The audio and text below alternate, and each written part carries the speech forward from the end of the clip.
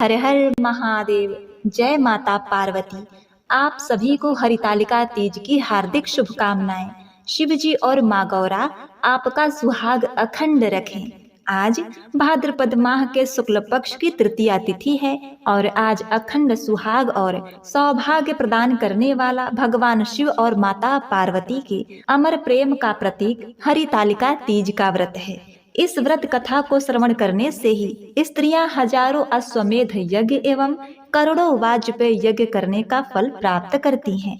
माता पार्वती ने भगवान शिव जी को पति के रूप में प्राप्त करने के लिए हरितालिका तीज का व्रत किया था। महिलाएं आज के दिन अपने पति की लंबी आयु और परिवार के सुख समृद्धि के लिए तथा कुंवारी कन्याएं सुयोग्य वर की प्राप्ति के लिए यह व्रत रखती हैं। तो आज मैं आपको सुना रही हूँ हरितालिका तीज व्रत की बड़ी ही दुर्लभ कथा। इस कथा को पूरा सुनने से हमारी समस्त मनोकामनाएं पूर्ण हो जाती हैं। तो आप लोग बड़ी ही श्रद्धा और प्रसन्न चित्त मन से इस कथा को पूरा अवश्य सुनिए, क्योंकि जिस कथा को मैं सुना रही हूँ कभी न कभी आपकी भी इसी प्रकार से मनोकामना पूर्ण होगी।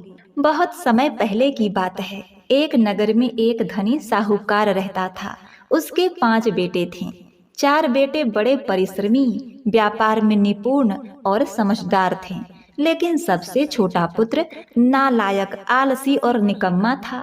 दिन भर इधर उधर घूमता, काम धंधे में रुचि नहीं, बस खाना और सोना उसकी दिनचर्या बन चुकी थी। पिता ने बहुत समझाया, भाइयों ने कई बार काम में लगाया, पर कोई सुधार नहीं हुआ। आखिरकार एक दिन साहूकार ने हार मानकर 5 बेटों को अलग कर दिया। चारों बड़े बेटे को व्यापार, दुकान और घर दे दिया, लेकिन छोटे बेटे को कुछ नहीं दिया। न धन दिया न जमीन, सिर्फ एक पुरानी गौशाला रहने के लिए दे दी। वह भी अपनी पत्नी के साथ रहने लगा। अब साहूकार की छोटी बहू अत्यंत सरल, सेवा भाव करने वाली, मेहनती और विनम्र थी। वह भगवान शिव जी की और माता पार्वती की बहुत बड़ी भक्त थी।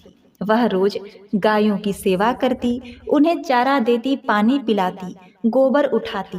बदले में जेठानियां उसे रूखा सूखा भोजन दे जाती, लेकिन उसे खूब ताना दिया करती थी। अब यह सब सुनकर छोटी बहू चुपचाप रहती और सहन करती थी। कहा जाता है, जिसका पति नालायक होता है उस घर में उस स्त्री की कोई कदर नहीं होती। इस प्रकार से उसका पति दिन भर नगर में इधर उधर घूमता रहता और शाम को जब लौटता तब उसे भोजन में थोड़ा सा भी दोष लगता। रूखा सूखा भोजन देखकर